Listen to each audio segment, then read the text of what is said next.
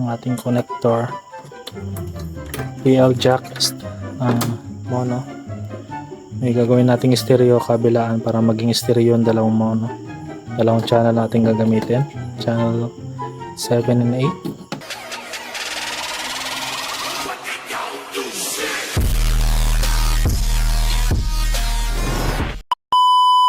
Hello guys, welcome to my vlog. So samahan nyo ko ngayon na mag-wiring ng ating audio equipments. Alright, let's go!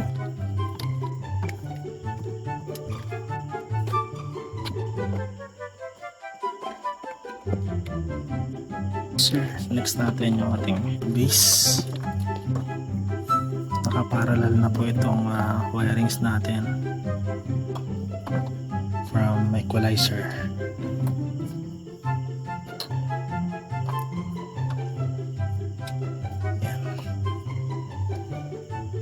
Ganito po yung ating mid mono setup lang din.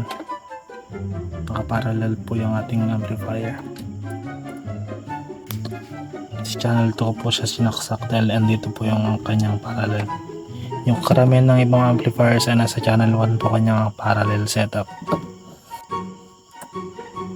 RCA lang po yung ating tweeter dahil tayo po ay gumagamit ng integrated amp.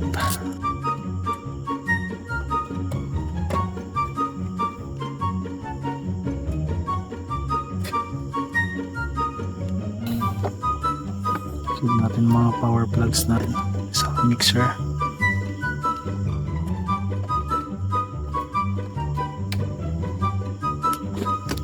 So ito po yung ating power cord ng ating power distributor.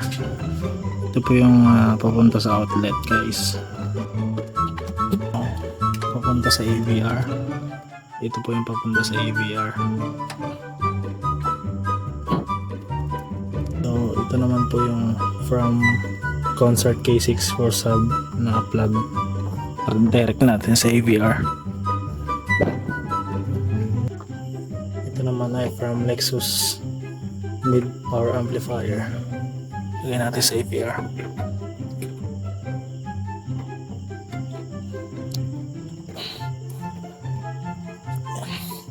So ito po yung plug ng ating Sakura. Saksak natin sa ating power distributor na DIY.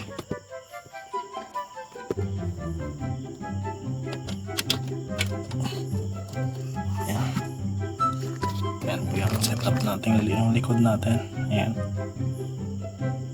Medyo magulo guys, pero okay, goods naman po yan. So ito naman po yung ating power controller. Dito sa taas, saksak natin sa outlet.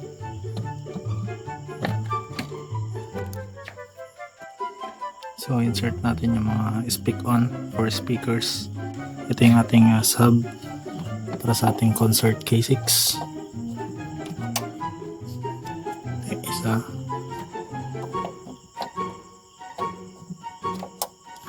Next natin mid. So gumagamit tayo ng banana plug kasi binding post lang po itong output ng ating Lexus. Wala siyang speak on. So, gagamit tayo ng banana plug.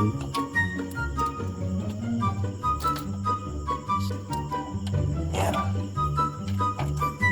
Ganon din po sa ating tweeter. Gagamit din po tayo ng banana plug na dual. Ayan po siya.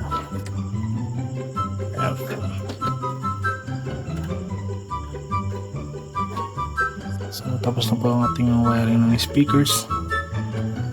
Then gagamit po tayo ng external mixer na may effects dahil itong mixer natin malaki ay wala siyang effects. So wiring natin, i-connect natin dito for our additional mixer para sa ating sing-along session mamaya.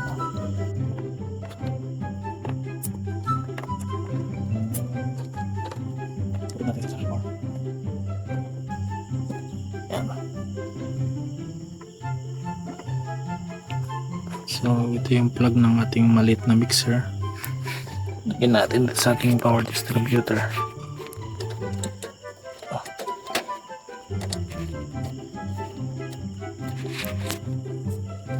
Yan.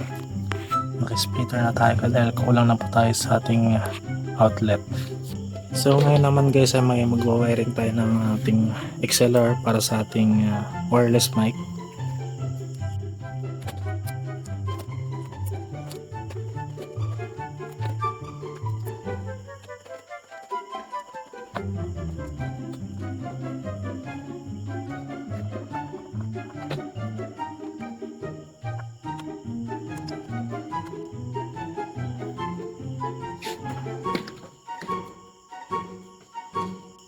Okay guys, tayo maglalagay ng batteries para sa ating microphone. Ang gamit natin ay Energizer. So maliwanag po siya ito. Yan. Ito yung ating microphone ng titanium TA-ATU Stellia.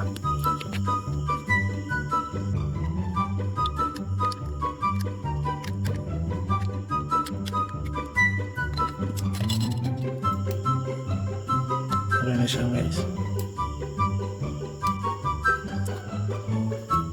Next naman natin isang mic.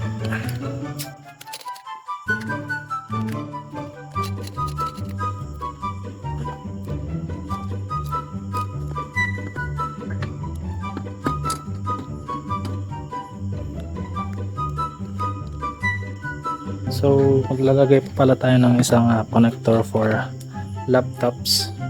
Ito po ang ating connector, PL jack mono. May gagawin nating stereo kabilaan para maging stereo yung dalawang mono, dalawang channel natin gagamitin, channel 7 and 8. Ayan, so ito yung gagamitin natin for laptop. Ayan po guys, at nakaset na rin po yung speakers natin dun sa garahe. Ayan na po, naka-wirings na po yan. So all set na tayo guys, nakapag-setup na tayo ng mga wirings ng ating audio equipments. So for the next vlog guys, tayo magsa-sound check. So hanggang dito na lang ating video. Salamat sa panonood. Alright.